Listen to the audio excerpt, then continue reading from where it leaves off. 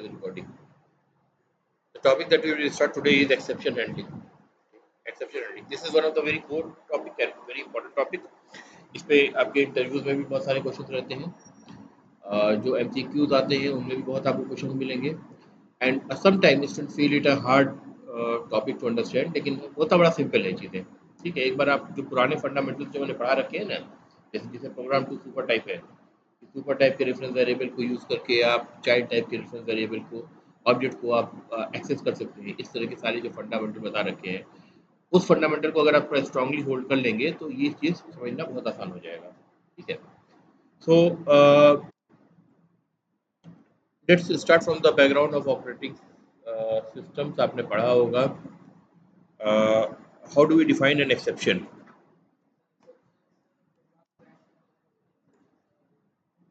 Exception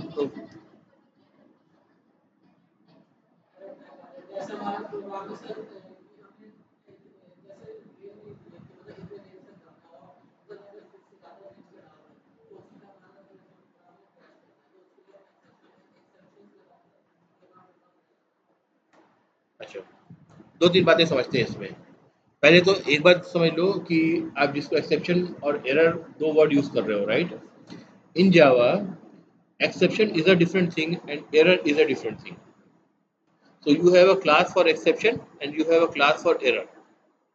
ठीक है, ये दोनों अलग अलग चीजें हम अलग अलग तरह ट्रीट करेंगे. तो हम इसको एरर नहीं कहेंगे, हम इसको एक्सेप्शन ही कहेंगे, पहली बात. ठीक है, दूसरे एक्सेप्शन का मतलब जो होता है, जो बेसिक डिफिनेशन आपने पढ़े होंगे यूएस के कंसेप्ट में, वो ये है कि any abnormal condition that can result in the abrupt termination of the programme.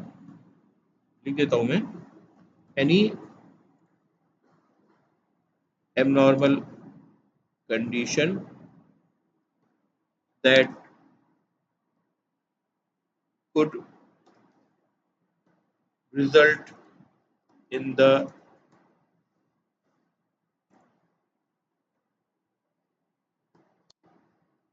abrupt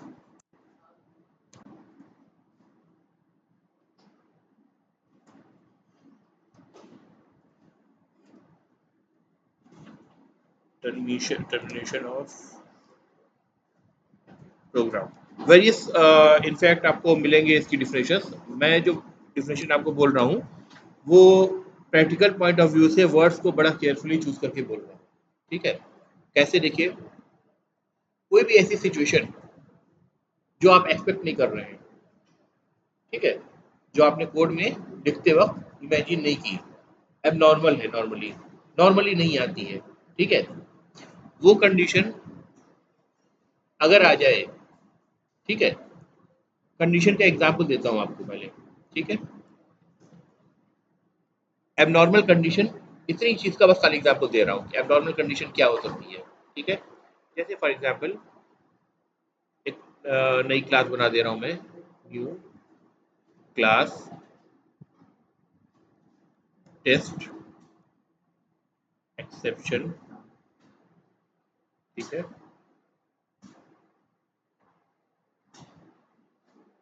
इसमें देखिए हम क्या कर रहे हैं. मैंने बनाया string str is equal to null, right. Then let me say, मैं कह रहा हूँ system dot out dot println str dot caret index 5. कोई कंपाइलेशन एरर है? नहीं है. अब रन करके देखिए, ये क्या है, str dot caret क्या है, इस character at index position 5 and index position starts from 0, that is 6 character. तो हम 6 कैरेक्टर को रिटर्न करके उसको प्रिंट करने की कोशिश कर रहे हैं, जो कि str यानी इसमें मौजूद है. तो इसका मतलब जो कैरेट मेथड है ये कहाँ डिफाइंड है, किस क्लास में डिफाइंड है, स्ट्रिंग क्लास में डिफाइंड है. कैरेट मेथड स्ट्रिंग क्लास का पार्ट है, स्ट्रिंग क्लास के रेफरेंस वेरिएबल पे चल रहा है ना. तो ये मेथड डिफाइंड कहाँ होगा, स्ट्रिंग क्लास में डिफाइंड होगा ना, कंफ्यूज मत किया करो. ठीक है, क्लियर रहो इसमें, ठीक है। अब इसको अगर हम रन कर दें, क्या मिला आपको? Exception in thread main method था, एक्सेप्शन थ्रेड मेन। अच्छा देखो, Java dot lang dot null pointer exception, fully qualified name of a class. This is a fully qualified name of a class, and this class is in the lang package. That means to use this class I do not need to import, right? अगर हमें use करना है lang package में जो कुछ होता है वो हमें इंपोर्ट नहीं करना पड़ता है, जो भी क्लासेस होती है, राइट? पता है ना? Correct. so every exception in Java is an object. Every exception in Java is an object, and the exception is thrown by the Java virtual machine, is thrown by the JVM, Java virtual machine. तो अब Java virtual machine को एक abnormal situation दिखी। वो abnormal situation क्या दिखी, इसको भी आप अगर पूरा पढ़ लेंगे क्लास का नाम तो आपको अंदाज मिल जाएगा। null pointer exception. This abnormal situation or this exception has to do something with the reference variable that is pointing to a null, not an object. A null value and not an object. Correct? समझ में आ रहा है? क्या कह रहा है? Can not invoke string class का charAt method for a particular index. यही हमने किया है ना। स्ट्रिंग यहाँ क्लास का नाम दे रहा है, हमने यहाँ पे क्या चलाया था? str रेफरेंस वेरिएबल पे। एक्चुअली वो मेथड तो स्ट्रिंग क्लास से ही आ रहा है ना, इसलिए ये कह रहा है स्ट्रिंग क्लास का कैरेट मेथड जो कि किसी इंडेक्स को लेता है यानी इंटीजर वैल्यू को लेता है, उसको आप इन्वोक नहीं कर सकते because str the reference variable is still it's a null value, it's still a null value, ठीक है। अगर कोई वैल्यू ही नल है, कोई ऑब्जेक्ट का एड्रेस रेफरेंस वेरिएबल के पास है ही नहीं, और हम कह रहे हैं उस ऑब्जेक्ट के रेफरेंस वेरिएबल पर एक मेथड इन्वोक करो, तो वो मेथड खोजने के लिए जाएगा कहाँ? ऑब्जेक्ट तो है ही नहीं, है ना। It's an abnormal condition, so we get this exception. Correct. बाकी चीजें देखो, अगर बाकी डिटेल्स भी आप देखोगे तो क्या कह रहा है? At exception demo and bank app slash, पूरा मतलब एप्लीकेशन का नाम बता रहा है, slash demo dot test exception dot main, this is the name of the class, line number 18। इस लाइन पर वो एक्सेप्शन आ रहा है, वो लाइन नंबर देखो ये है।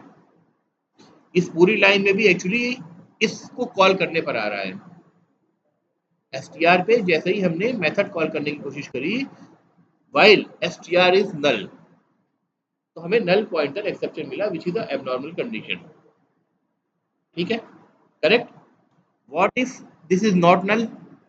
If this is not null I can have a value for it, right, और I can have something like this. ऐसे भी तो स्ट्रिंग का ऑब्जेक्ट बनाते हैं कंस्ट्रक्टर यूज करके, राइट। एम्प्टी छोड़ दिया मैंने। अब बताओ क्या आउटपुट मिल सकता है?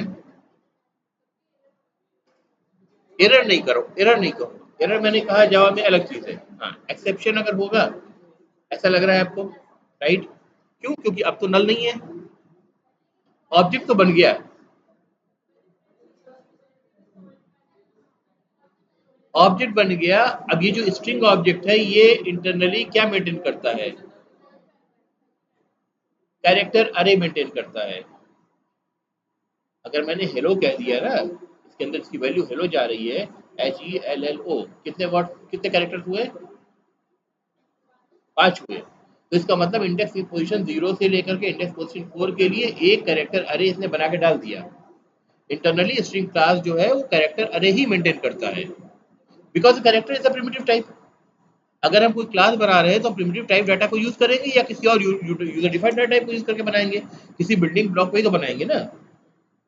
करेक्ट। अब हम देखते हैं क्या आउटपुट आता है। Let's try see again an exception, but you will see the nature of the exception is different this time. इसको बड़ा करता हूँ, देखो पूरा स्टैक ट्रेस दिख रहा है आपको, ये इसको बोलते हैं स्टैक ट्रेस। मेथड का कॉल कहाँ जाता है? स्टैक में जाता है। तो ये मेथड कॉल होते जा रहे हैं। ये सबसे पहले टेस्ट एक्सेप्शन जावा लाइन नंबर 8 से कॉल हुआ स्ट्रिंग क्लास का कैरेट मेथड। उसके बाद ये स्ट्रिंग लैटिन कोई क्लास है, उसका कैरेट मेथड में गया, कुछ लैंग्वेज स्पेसिफिक चीज होगी, ठीक है। फिर वहां से फिर चेक इंडेक्स कोई मेथड स्ट्रिंग क्लास के अंदर, उसके अंदर कॉल गया, इंटरनल स्ट्रिंग के अंदर मूव करता जा रहा है काम करने के लिए, करते करते करते करते करते ये फाइनली ऊपर तक आया। तो जितने मेथड्स इससे ट्रेवल किए, जिन जिन क्लासेस में ट्रेवल किए, जिन जिन लाइन नंबर पे ट्रेवल किए, मतलब जिन जिन लाइन नंबर पे प्रॉब्लम्स आई, वो पूरा का पूरा जो रिकॉर्ड है वो मेथड स्टैक में जाता गया, और उनमें जो जो प्रॉब्लम आती गई उसका एक ट्रेस बना के इसने दे दिया, and this is what we call it the stack trace, ठीक है। इससे आप यहाँ से शुरू कर सकते हैं कि कहाँ से प्रॉब्लम शुरू हुई, और अंदर जाते जाते जाते जाते आप सब कुछ पता कर सकते हैं, ठीक है। अब देखो finally this is okay, just to explain. जब तक आप प्रोफिशिएंट नहीं हो जाते तो इसको इतना ज्यादा पढ़ के परेशान होने की जरूरत नहीं है। आप सिंपली देख रहे हो कि टेक्स्ट एक्सेप्शन जावा नंबर 8 में, जावा लाइन नंबर 8 में प्रॉब्लम आई है, जिसमें हमने कैरेट मेथड कॉल किया था। यहाँ पे छोड़ दो आगे, आप सबसे ऊपर पहुंच जाओ। प्रॉब्लम क्या आई है? I told you every exception is an object, object of a class. Now this is the exception of the object of a class string index out of bound exception. भाई एक भी एलिमेंट उसके अंदर है नहीं, आप इंडेक्स पोजीशन 0 को भी नहीं पूछ सकते, है ना। जब आप पूछ नहीं सकते तो आप कैर एड जो कर रहे हो, कैर एड 5 4 जो भी कर रहे हो, उसको कहाँ से बताएगा वो? तो कह रहा है कि भाई स्ट्रिंग इंडेक्स, जो स्ट्रिंग की इंडेक्स आप कह रहे हैं, वो string index out of bound है, मतलब वो उस रेंज में नहीं है जिसमें जितने एलिमेंट उसके अंदर कैरेक्टर एलिमेंट होने चाहिए, उसके बाहर जा रहा है, ठीक है। इंडेक्स 5, आपने इंडेक्स 5 के लिए पूछा था, राइट। इंडेक्स 5 मतलब 6 element, 6 character, that 6 character is out of bound for length 0। Object बना दिया, अरे की लेंथ अभी भी 0 है, कैरेक्टर अरे की लेंथ 0 है। क्लियर हो रही बात? ठीक है, फाइन। अब दोबारा से आते हैं। मान लो मैंने इसको कहा हेलो, अब बताओ क्या आउटपुट आएगा? सेम आउट ऑफ बाउंड ही आएगा। क्यों आएगा बताओ? इंडेक्स 5 पूछ रहे हैं, यानी कैरेक्टर 6 पूछ रहे हैं, और यहाँ इंडेक्स 4 तक वैल्यू है। लेट्स सी,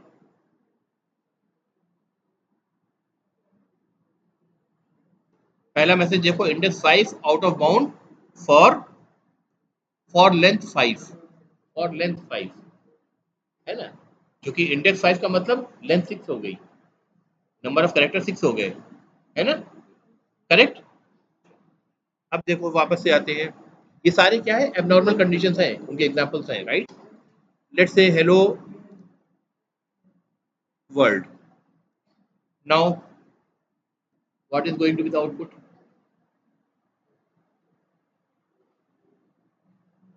अब वो प्रॉब्लम तो खत्म हो गई ना भाई। स्पेस, स्पेस यानी अगर हम प्रिंट करेंगे तो क्या दिखेगा हमको? आउटपुट में कुछ भी नहीं दिख रहा है। एक्चुअली 6 पोजीशन पे, इंडेक्स पोजीशन 5 पे, या 6 कैरेक्टर जो है वो स्पेस है, ठीक है। अगर इसको हम यहाँ पे ट्राई करने के लिए इसको हम 6 की इसको 7 कर दे for example, right, then we will get a character O, W O, right. 7 7 तो 8 कैरेक्टर, करेक्ट। अब आपका प्रोग्राम चल रहा है, ठीक है। तो पहली जो हमने डेफिनेशन दी थी वो क्या दी थी कि any abnormal condition, so these are the abnormal conditions, examples of the abnormal conditions that could result in the abrupt termination of the program. Program terminate हो जा रहा है, जब एक्सेप्शन आ रहा है तो प्रोग्राम बंद हो जा रहा है, हो रहा है कि नहीं हो रहा है? बंद होने का मतलब क्या है कि अगर हम टेस्ट एक्सेप्शन में जाएं, फॉर एग्जांपल हमने यहाँ पे 27 कर दी, अब एक्सेप्शन आएगा? आएगा, index out of bound exception आएगा, राइट, करेक्ट। इसके बाद हमने एक लाइन प्रिंट करी, system dot out dot println after exception occurred, right. अब आप बताइए क्या ये लाइन नंबर 9 प्रिंट होगी?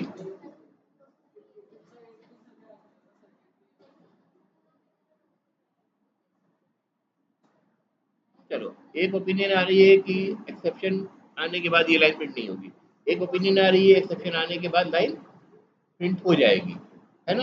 रन करके देख लेते हैं, अभी पता चल जाएगा। ठीक है, देखो एक्सेप्शन आई, लाइन प्रिंट नहीं हुई। क्यों? क्योंकि आपको एक्सप्लेन करने के लिए मैंने यहाँ पे क्या लगा रखा है, could result in the abrupt termination, एकदम से टर्मिनेट हो जाएगा प्रोग्राम। जब टर्मिनेट हो गया तो जिस लाइन पे टर्मिनेट हो गया उसके बाद की लाइन जो है, उसकी बाद की लाइन जो है वो कंट्रोल नहीं करेंगे, वो प्रोग्राम से एग्जिट कर गया वो फिर। ठीक है, अब एक्सेप्शन हैंडलिंग का मतलब क्या होता है कि एक्सेप्शन तो आएगा, एक्सेप्शन आ सकता है, अब हम उसको कैसे हैंडल करें कि जो एब्रप्ट टर्मिनेशन हो रहा है ये ना हो, और प्रोग्राम में जब एक्सेप्शन आया है तो उसी वक्त रन टाइम में हम कुछ ऐसे कोड पहले से प्रोवाइड कर दें जो उसके लिए, उसके प्रॉब्लम के लिए या एबनॉर्मल कंडीशन के लिए एक उसके अगेंस्ट एक मेजर प्रोवाइड कर दें। हाँ, जो भी करके अभी आगे देखेंगे। ठीक है, पहले फंडामेंटल समझो, मतलब एब्रप्ट टर्मिनेशन हो रहा है। अब मैं कह रहा हूं कि मैं एक्सेप्शन तो समझ गया, एक्सेप्शन को हैंडल करना क्या मतलब होता है कि अगर एक्सेप्शन आता है तो ऐसा नहीं होना चाहिए कि प्रोग्राम एब्रप्टली टर्मिनेट कर जाए। हम कुछ ऐसा पहले से कोड लिख करके रखें कि वो उसके लिए कुछ ऐसी कंडीशन लिख दे कि वो जो प्रॉब्लम आ रही है उसको हम उसी प्रोग्राम के मतलब उसके अंदर रिजॉल्व कर लें, और रिजॉल्व करने के बाद प्रोग्राम का टर्मिनेशन के बजाय उसको फर्दर एक्सिक्यूट करना शुरू कर दें। ठीक है, जैसे फॉर एग्जाम्पल दोबारा आते हैं टेस्ट डिस्क्रिप्शन में, यहाँ पे हम आए। ठीक है, तो this is the line, this is the line which can create problem, this is the line which can create problem. मान लीजिए कि ये जो कैरेट हम कह रहे हैं यहाँ पे एक 27 वैल्यू की जगह कोई एक वेरिएबल से वैल्यू आ रही होती। ठीक है, और वेरिएबल से वैल्यू कैसे आती, स्कैनर क्लास से हम रीड कर रहे हैं उसको, इंटीजर वैल्यू रीड करके यहाँ सप्लाई कर रहे होते हैं, राइट। उस कंडीशन में क्या होती, हम कभी श्योर नहीं हो सकते कि हम वैल्यू 2 देंगे या 20 देंगे इंडेक्स पोजीशन की। तो जब 2 देंगे तो चल जाएगा, जब 20 देंगे तो नहीं चलेगा हेलो वर्ल्ड के लिए, अभी जो वैल्यू है उसके लिए, राइट, करेक्ट। ठीक है, इसमें कोई डाउट तो नहीं है, ये करके दिखाओ स्कैनर क्लास से, कर लेंगे ना। ठीक है, correct. Now this is the line which can create problem. ठीक है, डायनेमिक सिचुएशन में अभी तो हमें दिख रहा है 27 ना, अभी हम कह सकते हैं हमें 27 दिख रहा है, एक्सेप्शन थ्रो करेगा ही करेगा। आगे दिखाओ, देख लो, अभी देख लो। चलो, आपको करना क्या है, सिंपली सी स्कैनर क्लास का एक ऑब्जेक्ट बनाना है, scanner scan is equal to new. अब क्या करूं, स्कैनर इसकी जगह क्या लगाते हैं बताओ, सिस्टम डॉट इन, यही करते हैं ना, right, fine. Int index is equal to scan dot next int, एक इंटीजर वैल्यू हम ले रहे हैं।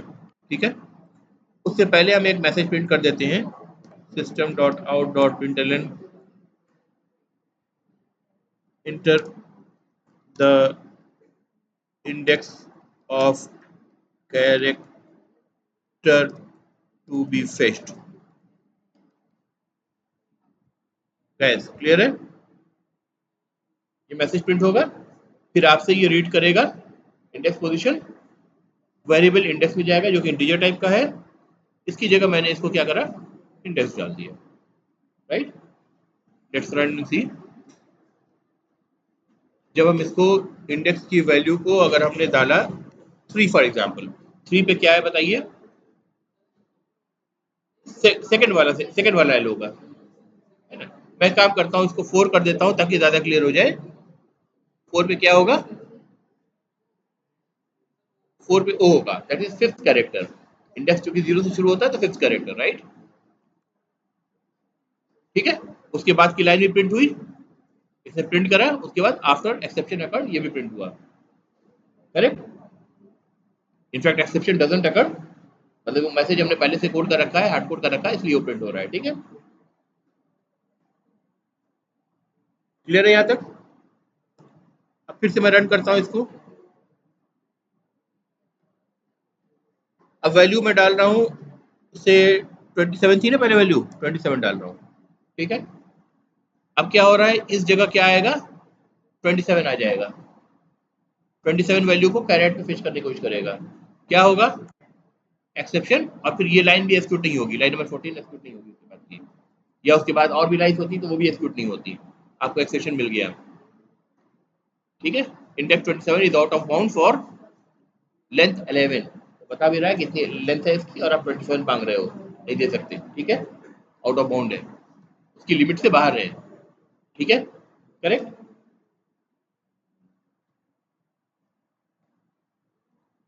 अब ये प्रॉब्लम है,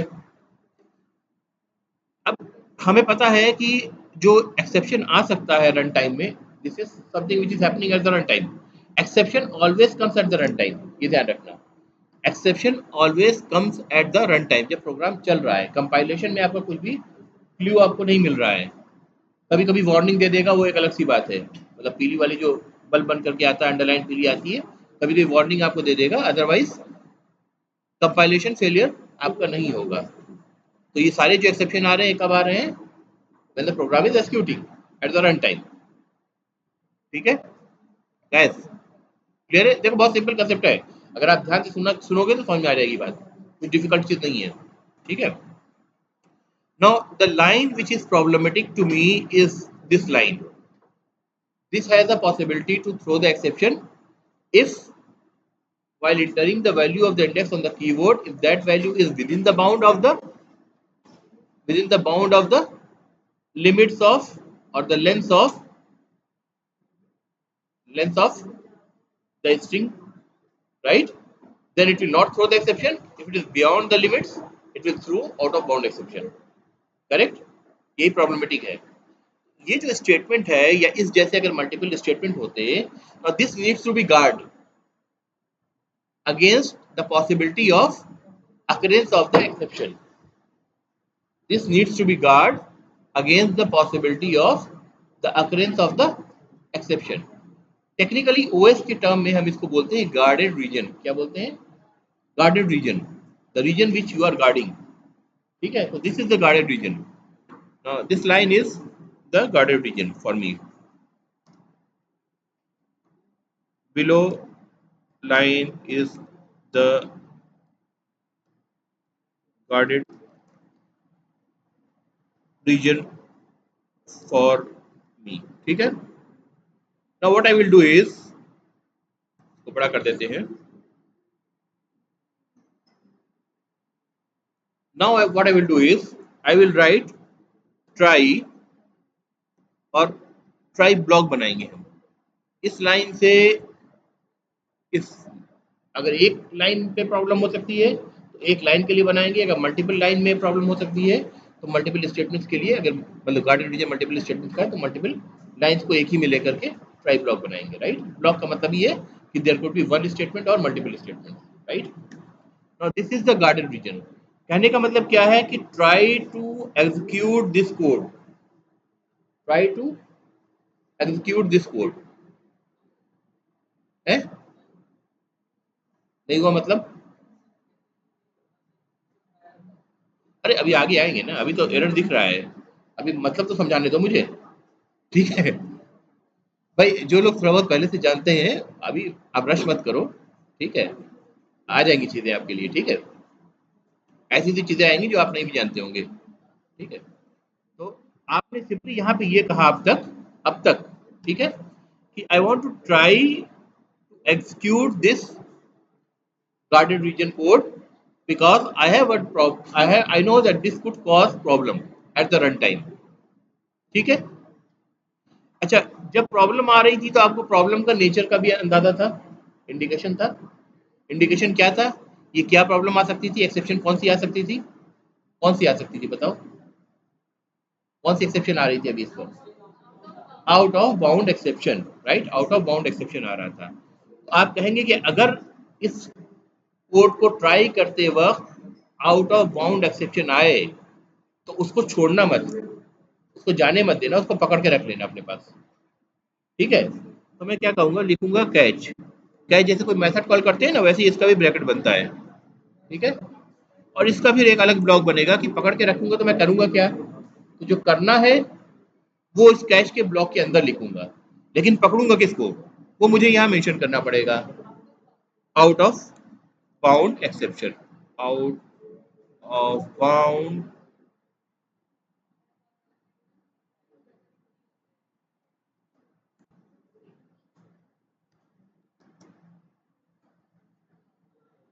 ओ क्या नाम था उसका, नहीं ये अरे ठीक है वो भी लगा सकता हूँ मैं, स्ट्रिंग इंडेक्स लगा सकता हूँ, लेकिन यही स्ट्रिंग इंडेक्स आ रहा था ना, हाँ ठीक है करेक्ट, ये लिखना चाहिए string index out of bound exception, ठीक है। अब ये this is the name of the class. अगर किसी मेथड में क्या कर रहे हो भाई,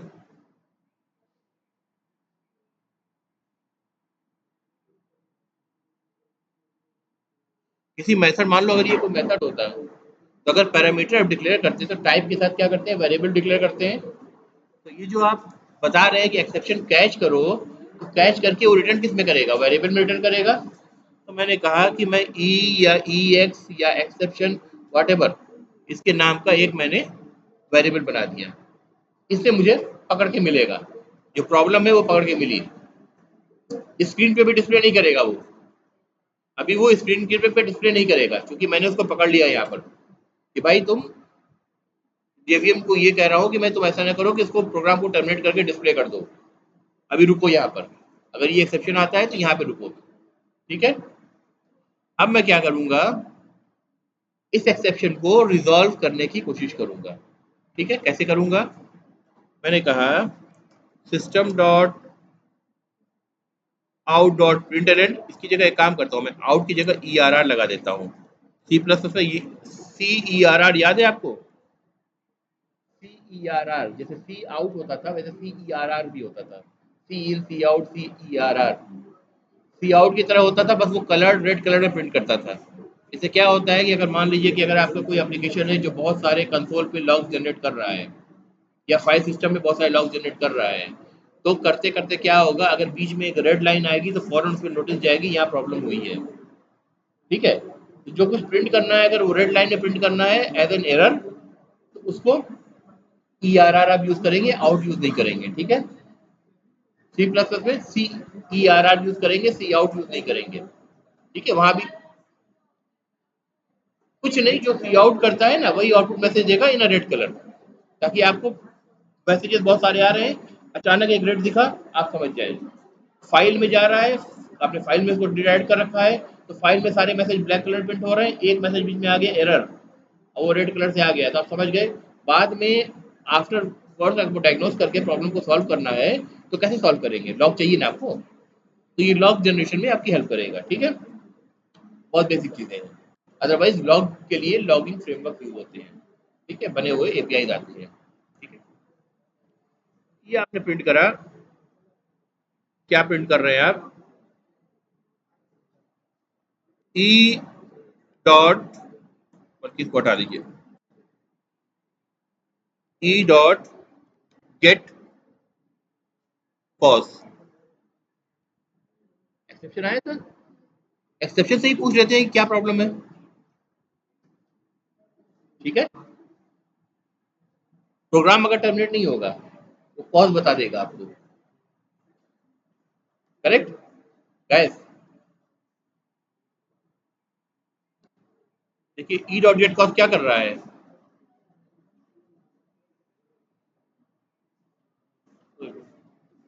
एक minute,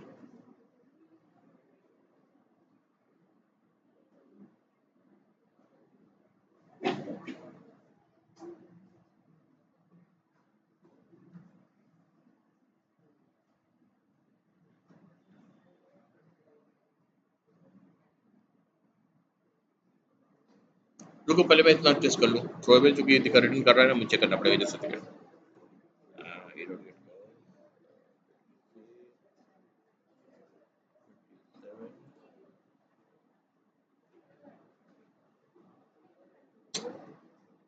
dot gate dot,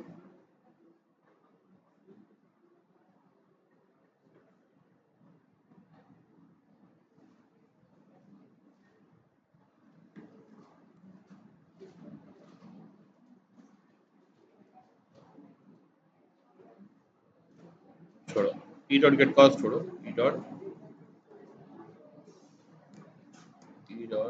gate message type निकल लेते हैं।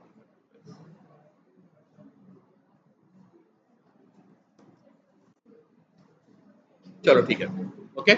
देखो, E dot gate message use कर रहा हूँ मैं। गेट कॉज एक्चुअली थ्रोएबल का ऑब्जेक्ट क्रिएट कर रहा है, तो वो किसी और पर्पस के लिए यूज होगा, ठीक है गाइस। मैंने क्या करा, मैंने कहा इसी से पूछ, एक्सेप्शन से ही पूछ लेता हूँ, मैसेज दे करके मुझे बताओ कि क्या प्रॉब्लम हुई है, ठीक है। अब देखो क्या हो रहा है प्रोग्राम रन करने पर। अब देखो, enter the index of the character to be fetched, मैंने लार्जर वैल्यू दे दी जो कि आउट ऑफ इंडेक्स थ्रो करेगा। अब वो ट्राई ब्लॉक में ये चीज ट्राई होगी, प्रॉब्लम आई, उसको दिखा out of interesting index, out of bound exception हो रहा है, तो कैच ब्लॉक में उसको हैंडल करने के लिए भेज देगा। तो catch block is the handler, ठीक है। Try block is the guarded region, ठीक है। Catch block is the handler, handle में पहुंचेगा। जब हैंडल में पहुंचेगा तो मैंने वहां पे उससे कॉज पूछ रखा है, उसने मुझे कॉज बताया index 27 out of bound for length 11, string की लेंथ 11 है, आप इंडेक्स 27 में जो कैरेक्टर है वो मुझसे पूछ रहे हैं प्रिंट करने को, वो मैं नहीं कर सकता। एक्सेप्शन नहीं दिया उसने, एक्सेप्शन का स्टेप प्रिंट नहीं करा अभी भी। प्रोग्राम टर्मिनेट भी नहीं हुआ एब्रप्टली, क्योंकि उसके बाद की लाइन भी एग्जीक्यूट हो रही है आफ्टर एक्सेप्शन अकर्ड, यानी कैच ब्लॉक से बाहर निकलने के बाद जो स्टेटमेंट था वो भी आपका रन कर रहा है। क्लियर है यहाँ तक?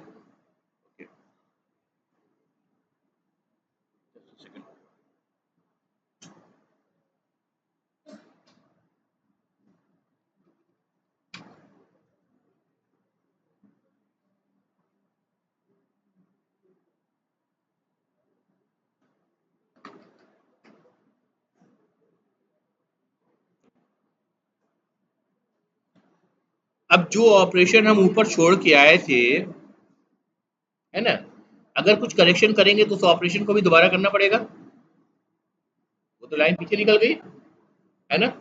अब हम क्या करेंगे, अब हम दोबारा से क्या करेंगे, सॉरी, ये लाइन कॉपी करा,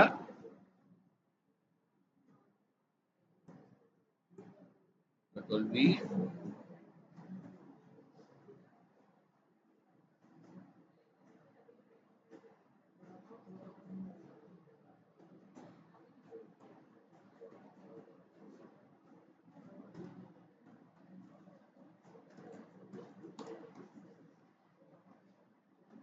bounce, okay, and then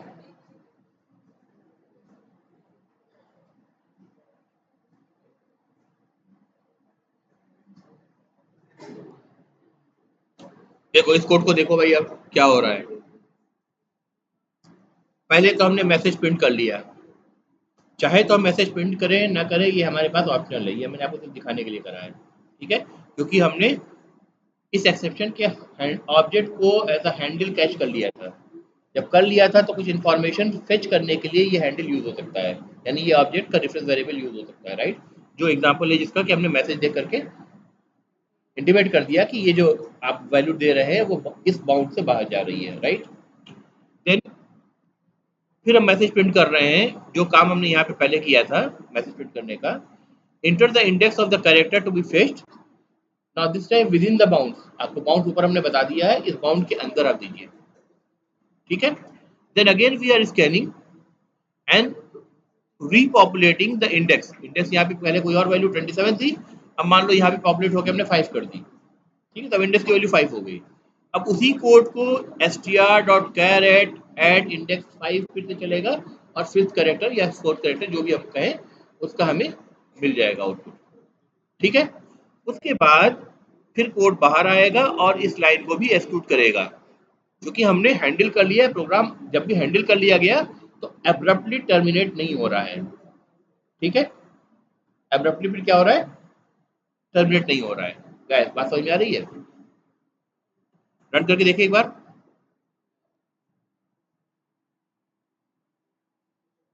inter the index of the character to be fetch, पहली बार हम इसको 27 गलत वैल्यू दे रहे हैं जो कि लार्जर है than the bounds. As expected it is saying me get cause is get message is giving me index 27 out of bound for length 11, 11 से कम दो, है ना। फिर क्या कह रहा है, enter the index of the character to be fetched with in the bound, यानी 11 के बाउंड से नीचे कम दो। तो हम क्या कर रहे हैं, हमने कहा कि चलो भाई कम की बात तुम कर रहे हो, उसमें 9 दे देते हैं। 9 दे दिया। जब 9 दिया तब इसने क्या करा, इसने एल कैरेक्टर प्रिंट कर दिया। प्रोग्राम को जो जो लाइन जो प्रॉब्लम कर सकती थी उसको हमने गार्डेड रीजन में डाला, मतलब ट्राई ब्लॉक के अंदर डाला, ट्राई करने के लिए कि रन करने का ट्राई करो। जब उसने उसको रन करने का ट्राई किया और उसको प्रॉब्लम आई, प्रॉब्लम नहीं आती तो कोई बात नहीं थी, प्रॉब्लम आई तब हमने कहा कि अगर इस तरह की प्रॉब्लम आए, किस तरह की, string out of bound exception की प्रॉब्लम आए, तो तुम उसको क्या करोगे, string out of bound exception के कैच ब्लॉक यानी उसके हैंडलर में चले जाओ। उसको हमें हैंडल करना है, हमें प्रोग्राम को टर्मिनेट नहीं करना है।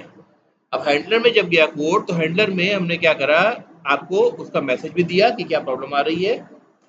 किससे निकाल के दिया, उसी एक्सेप्शन के ऑब्जेक्ट से निकाल के दिया, इसमें वो चीज़ कैप्चर हो चुकी है। तो ये जो ऑब्जेक्ट बन रहा है ना, ये इसीलिए बन रहा है क्योंकि आप चीज़ों को कैप्चर कर सके।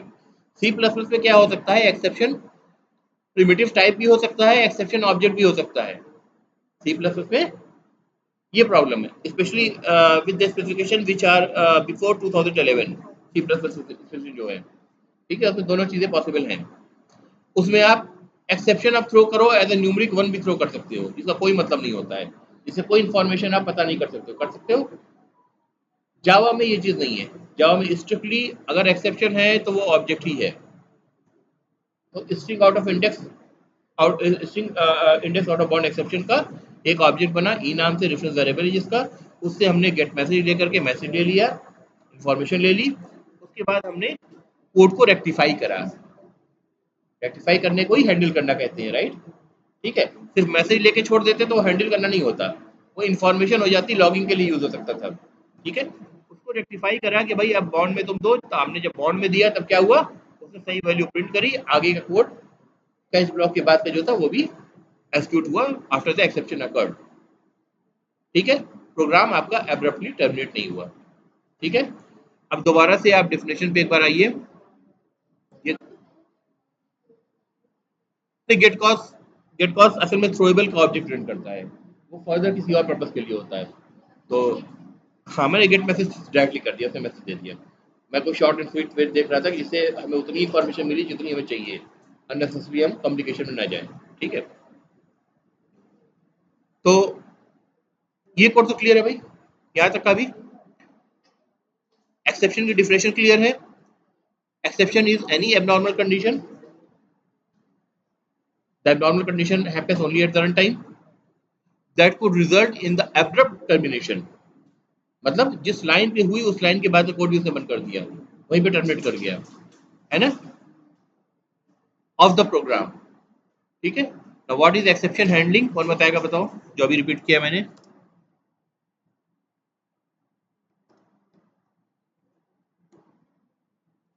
बताओ,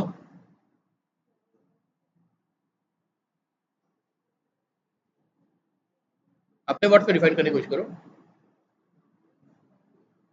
अभी हमने हैंडल करके देखा ना।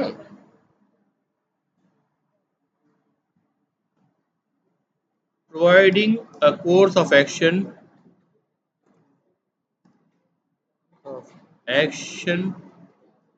that could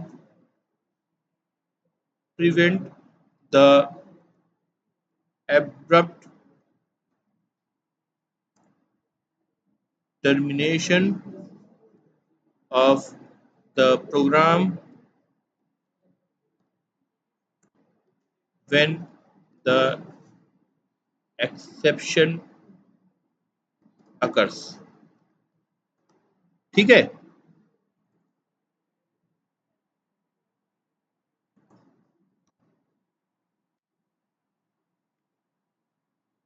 डिफिनेशन ठीक लग रही है, बताओ।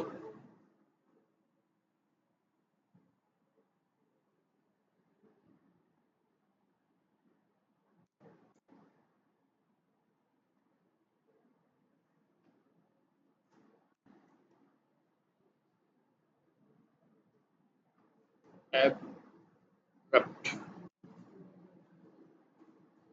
गैस, ठीक है। एक्सेप्शन हैंडलिंग क्या है?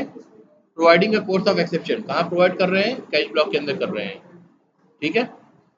That could prevent the abrupt termination of the program when the exception occurs. मतलब जो प्रॉब्लम हो गई थी रन टाइम में, उसको हमने एक तरह से उसका एक रिजोल्यूशन प्रोवाइड कर दिया in the form of a code. पहले से कोड होके रखा हुआ है, ठीक है। अब ये तो मैंने आपको एक सिंपल सा एक्सेप्शन दिखाया। अब जरा एक एक चीज इमेजिन करो,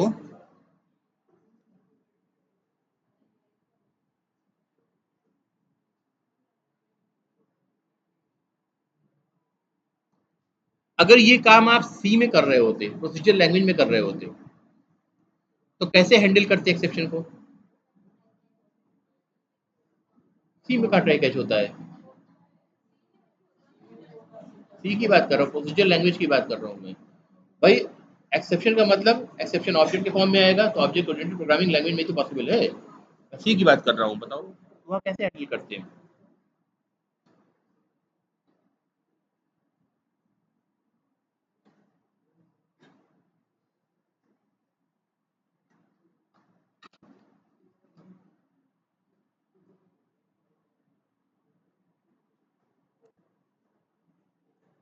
जी, क्या राय है?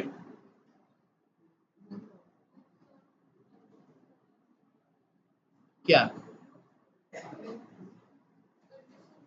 कंडीशन लगा, क्या कंडीशन लगाते हो?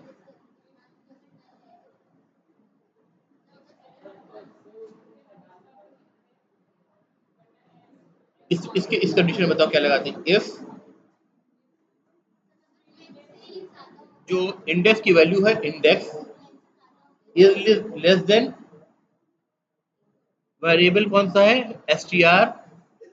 ये कैरेक्टर अरे होगा उसमें, रहेगा मान लो एस टी आर ही है, S T R dot length, ठीक है।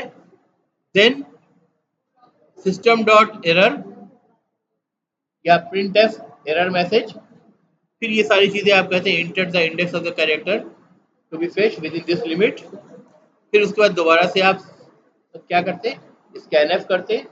स्कैन एफ करने के बाद दोबारा से आप उसको प्रिंट एफ करते। तो ये जो तरीका है, ये एक तरह से प्रिवेंटिव वे हो गया, एंटिसिपेशन आप कर रहे हैं, है ना, कि ऐसा हो सकता है तो इफ एल्स कोड लगा रहे हैं। तो वो तरीका भी तो ठीक था, कर तो ले ही रहे थे, तो फिर इसकी जरूरत क्या है ट्राई कैच ब्लॉक लगाने की?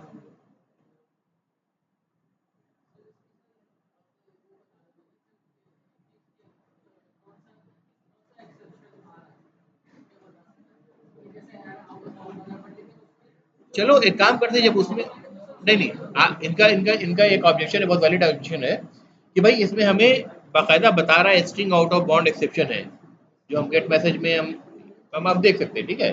चलो, एक बेनिफिट है, ये काम तो वहां भी कर सकते थे, क्यों नहीं कर सकते? हम कहेंगे कि जहाँ पे एरर मैसेज करेंगे ना, वहां पे कहेंगे कि इस कैरेक्टर अरे के लिए इस कैरेक्टर की रेंज से बाहर का कैरेक्टर आप एक्सेस करने की कोशिश कर रहे हो।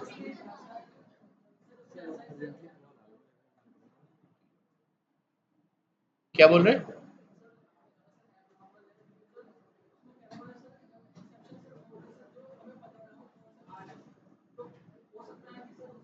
नहीं देखो, एबनॉर्मल जरूर है, लेकिन ये तो हम भी कैच उसी को कर रहे हैं जो हमें पता है क्या आ सकता है। इसका पता ही नहीं है, उसको कैच करने का तरीका ये नहीं है, वो कुछ और होगा, ये नहीं है एटलीस्ट, ठीक है, अगर पता नहीं है तो, ठीक है। उस कंडीशन में इफ ब्लॉक भी वही काम करता, तो हम वहां चाहते तो हम string index out of bound exception को ही मैसेज में प्रिंट कर देते। अब बताओ, कर सकते थे ना? चलो, ये एक एक वैलिड पॉइंट है कि यहाँ बहुत सिस्टमेटिक तरीके से आ रही है चीजें, वहाँ सिस्टमेटिक नहीं होती। इसके अलावा और क्या नुकसान हो जाता? सिर्फ इतनी सी चीज के लिए हम इतना बड़ा ट्राई कैच ब्लॉक बना करके अब इतनी मेहनत कर रहे हैं।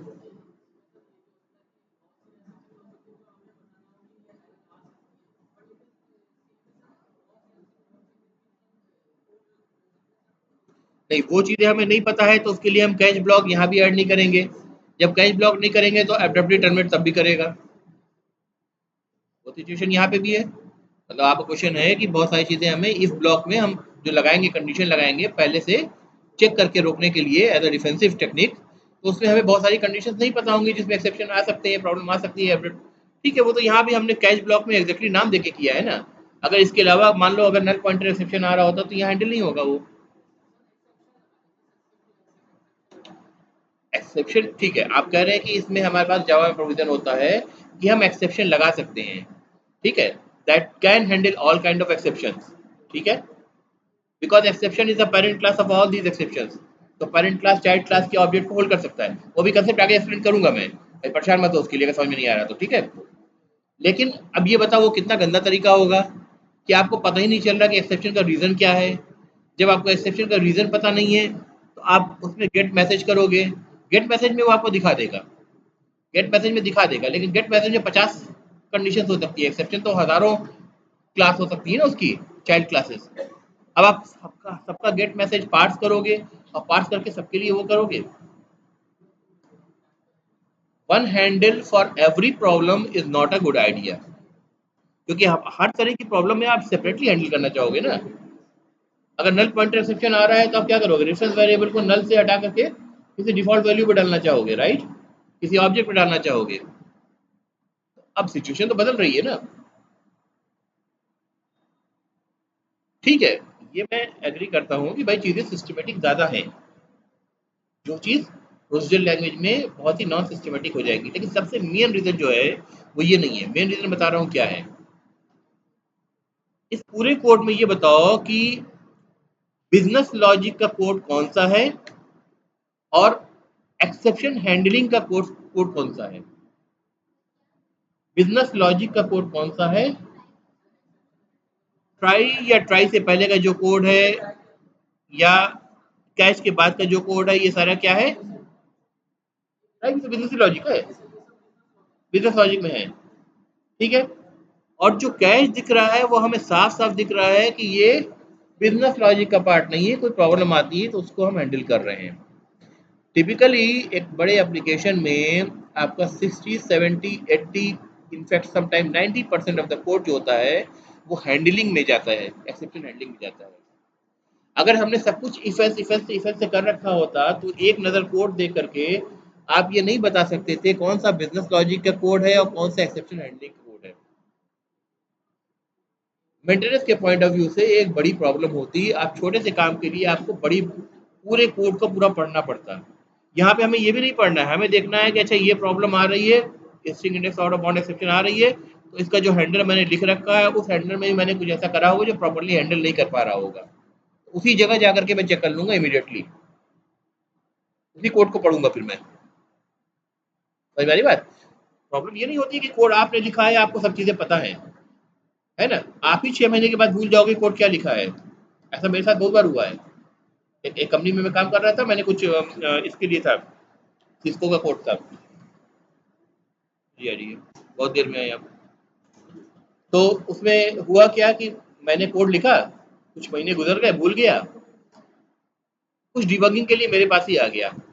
डिबग करते करते मैं उस कोड में आया, मैंने कहा यार ये कोड किस किस के लिए है। तो मेरे बगल में मेरा टीम लीडर बैठा था, ऐसे ही बैठा हुआ था, हम लोग कुछ डिस्कस कर रहे थे। कह रहा अरे ये कोड तो तुमने चेक इन किया था, उसको याद था किसमें थे, मेमोरी की चार्ट थी।